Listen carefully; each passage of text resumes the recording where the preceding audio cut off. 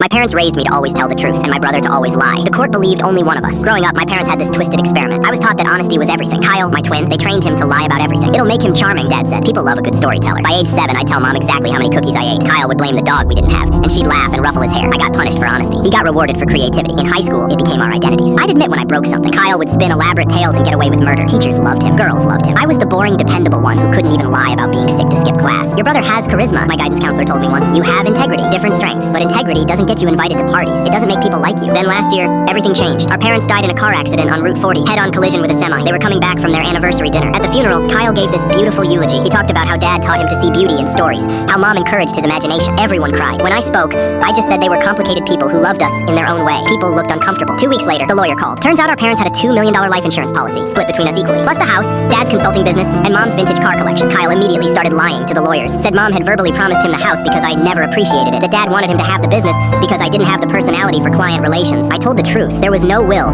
specifying anything beyond the 50-50 split. The executor didn't know who to believe, so it went to probate court. That's when I found the journals, hidden in Mom's closet while packing up their things. 20 years of entries documenting their experiment. Subject A, me, shows expected moral development. One entry read. Subject B, Kyle, demonstrates advanced adaptive social behavior. They'd been studying us, their own children. There were charts, graphs, predictions about our future earning potential based on our truth orientation. They'd submitted papers to psychology conferences using our data. Anonymous, but it was us. I showed the journals to my lawyer. She said they'd prove our parents were manipulative, but wouldn't help with the inheritance. Actually, she said, this might hurt you. It shows premeditation. They knew what they were doing raising you this way. Kyle's lawyer found out about the journals, somehow. The night before our court date, Kyle showed up at my apartment. First time we'd really talked since the funeral. I read Mom's journals, he said. The copies my lawyer got. I waited. There's an entry from when we were 16. Mom wrote that you tried to kill yourself. Pills. I was at a party that night. I never knew. My throat closed up. I'd forgotten I told her. Made her promise not to tell Dad or Kyle. She wrote that you begged her not to say anything because you didn't want to ruin my reputation. That you were afraid if people knew, they'd think our family was messed up and it would hurt my chances at college scholarships. Kyle, even then, you were protecting me, and I don't even know how to do that for anyone. He left. Didn't take anything. Just walked out. The next day in court, I sat in that witness chair and answered every question honestly. Did your father favor your brother? Yes. Did you ever feel resentful? Yes. Desperately. Would you say anything to get your share? No, but I understand why you'd ask. Then Kyle took the stand. He lied beautifully. Cried on cue. Said I'd always been jealous. That I'd forged documents. That Mom had begged him to protect the family legacy from me. His voice cracked in all the right places. I watched the judge's face. She was buying every word. Then Kyle said something that wasn't in his rehearsed testimony. And the journals prove my brother has always been unstable. Suicidal even. My parents were terrified of what he might do, using my lowest moment. The thing I'd hidden to protect him. The judge stopped writing. Suicidal? Kyle's lawyer tried to redirect, but the judge cut him off. She requested the journals. Read the entries about my attempt right there in court. Then she read the entries about their experiment. How they deliberately created 2 opposing personalities to study outcomes. How they documented every manipulation. Her face changed. I've reviewed your school records, therapy notes, and family testimonies. It's clear you were raised very differently. She looked between us. But these journals reveal something else entirely. Your parents weren't parents. They were researchers using their own children as subjects. She paused. This court finds that both of you are victims of psychological abuse. However, given Mr. Kyle's willingness to weaponize his brother's mental health crisis, a crisis caused by the very abuse this case centers on, I cannot in good conscience award him control of the estate. Kyle's face went white.